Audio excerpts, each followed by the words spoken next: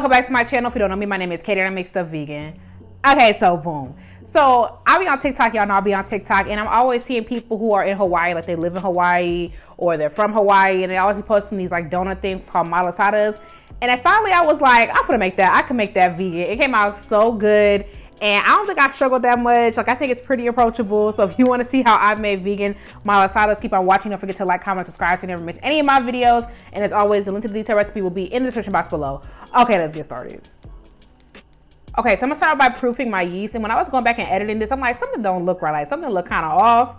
And I realized I never put sugar to feed my yeast. It still ended up puffing up. It still ended up doing this thing, but it would have been a lot more if I put some sugar in there. So the recipe does account for that, okay? So 1 teaspoon of yeast and 1 teaspoon of sugar. Now, normally in the past, I'll use a whole packet, but like, 1, y'all know I don't like having too much stuff laying around, like leftovers like that. And 2, I didn't want it to be too yeasty. I wanted it to taste like a donut, because sometimes, it depends how I feel, you know what I'm saying? Like, sometimes I want a yeasty dough, sometimes I don't.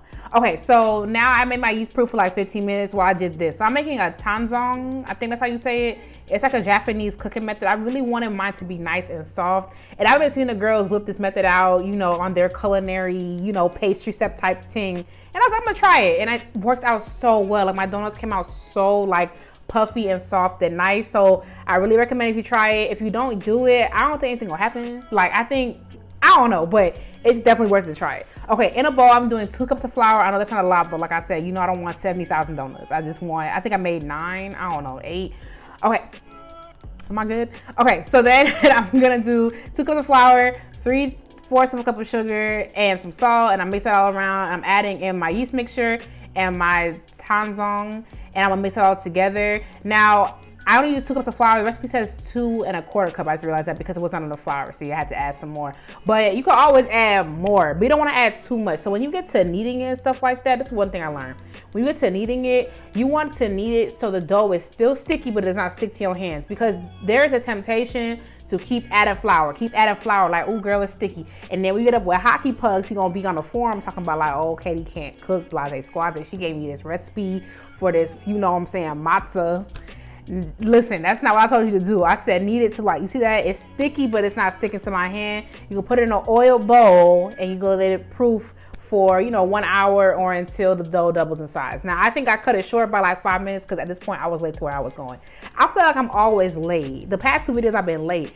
And, you know, I'm a person that tarries with tardy, but, you know, it's worked out for me so far, so we're gonna keep moving, okay? Here's my dough. I punched the air out of it. I put it on the flour surface. I'm gonna roll it out into a 1/2 inch thick or whatever, you know what I'm saying? And I just feel like I'm cheesing right now. I'm like, look at my donuts. Like, this is about to give. It's about to be so tea. Like, everything was going so well. And I was proud of me. I was like, yes, baker in my baking era. I told y'all, like, the minute I learned how to bake, I was gonna be a menace. And like, yeah, here I go. Here's my little cup from Target. Now, this was a little chaotic because it's Katie Makes It Vegan. It's gonna be a little bit of chaos, right? Chaos and vibes. If you have a cookie cutter, that would be better. I'm gonna invest in one. But the problem with that is, like, that feels like a specialty item. It's like, the minute I invest in that, how many times I'm finna use it? You know what I'm saying? Maybe next time I'm at Michael's, I'll peruse that aisle and see what it's talking about. Okay, so I put these to proof. They're supposed to proof for like 30 minutes. Girl, I gave it like, I was like, when I'm done washing these dishes, we finna fry them up. That was probably like 20 minutes. So, what was that? Okay, so I'm gonna fry them in a little bit of grease. Is there a way to not fry them? I don't think so. I mean, I've never heard of a baked donut. That's a lie. I'm lying. I'm gonna be lying to you. You can't bake a donut. Girl, save this for like a day where you feel like frying something, okay? Like, we don't do this every day. We do it every once in a while, okay? So you can leave them like that. Like, they're actually pretty nice. The ones I have left over, I already have my plan tomorrow with my coffee. I'm gonna have them plain, no sugar, no nothing. They're really good like that. But I'm gonna make the custard to put in the middle. This custard came out really good. I'm gonna keep developing, like, I wanna do like a lemon bar recipe one day. Look at me telling y'all ahead of time. I wanna do a lemon bar. So I am like trying to figure out how I'm gonna do that so it's like a true custard. This is like custard, but I want it to be like custard. You know what I'm saying? This is custard, but I want custard. If you speak Katie, you get what I'm saying. Like, I want, yeah.